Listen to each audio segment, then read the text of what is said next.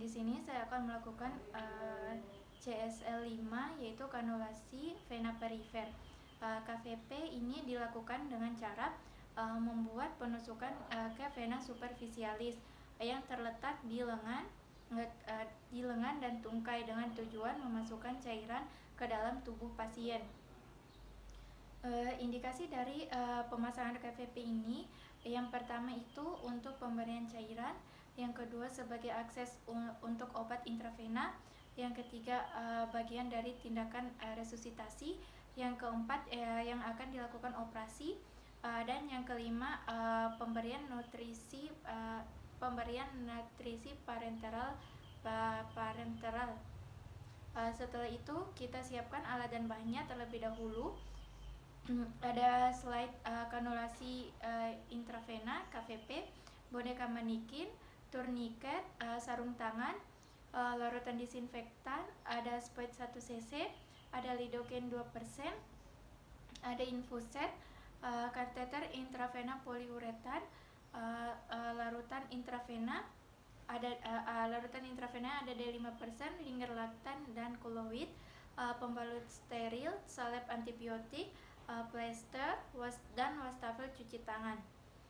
Lalu kita melakukan persiapan awal pra pemasangan. Sebelumnya kita evaluasi airway dan breathing pada pasien. Lalu kita periksa semua kelengkapan alat dan bahannya. Pastikan tersedia 3 kanulasi intravena yang bisa dipasang, dan pastikan infusetnya itu sudah terpasang di botolnya. Lalu kita gunakan cairan natrium klorida. Kita gunakan ringer laktat, lalu kita buka penutup dari cairan ringer laktatnya, lalu kita buka katup dari botolnya dan digantung. Setelah itu kita lakukan persiapan infuset, yaitu kita buka infuset dan katupnya ditutup lalu dihubungkan ke cairan. Pastikan mengisi chamber dari infuset dan mengalirkan cairan, dan pastikan mulai dari chamber dan infuset mengalir cairan dan tidak ada udara. Lalu tindakan pemasangan kateter intravena. Kateter intravena, yang pertama kita identifikasi dan lakukan penilaian vena, yaitu kita memilih tempat yang paling distal untuk menjaga potensial yang lebih proksimal, dan lebih baik kita memilih ekstremitas yang non-dominan, yaitu di dorsal manus. Setelah itu lalu kita cuci tangan dan memakai sarung tangan steril. Lalu kita pasang turniketnya. Sebelumnya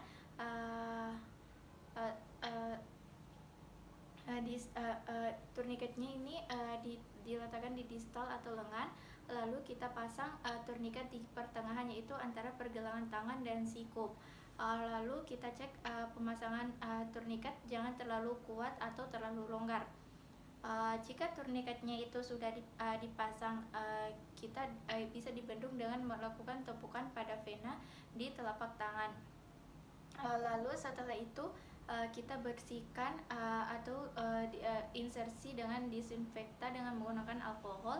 Lalu tangan kiri menggenggam area di bawah dan ibu jari untuk menstabilisasikan vena dan jaringan. Lalu kita anestesi lokal di daerah insersi dengan jarum halus yaitu spoit 1 cc. Jika di dorsal manusnya itu kita menyuruh pasien menggenggam tangan. Lalu kita pegang di antara ibu jari dan jari telunjuk, lalu pegang kateter dengan sudut 45 derajat di atas kulit dan jaringan di bawahnya yang menuju vena, tapi tidak tembus. Setelah itu jika penusukannya secara paravena, yaitu kita tusuk vena dari samping dulu, lalu kita jarum diarahkan ke arah vena, lalu kita posisikan ke arah kateternya lebih rendah, yaitu sejajar di permukaan kulit. Setelah itu kita dorong kateter secara perlahan uh, uh, uh, di vena dan pastikan ada aliran balik dari vena. Lalu kita dorong kateter dan mandrin 3-5 mm ke dalamnya, atau kateternya masuk ke dalam vena. Lalu kita tarik mandrinnya kita tarik mandrinnya keluar dan dorong kateter sampai pangkalnya. Lalu kita hubungkan kateter dengan infuset. Setelah itu kita rekatkan plester secara menyilang. Setelah itu kita gunakan 2 plester, yaitu yang satu untuk memfiksasi kateter intravena dan yang satunya untuk fiksasi selang infuset. Setelah semuanya terpasang,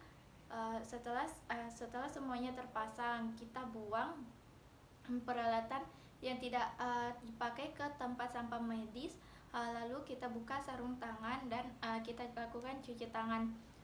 Setelah itu kita edukasikan ke pasien untuk menghindari gerakan-gerakan di lengan yang tidak diperlukan, dan beritahu ke dokter atau perawat bila pasiennya merasakan nyeri, panas, atau keluar darah atau bengkak.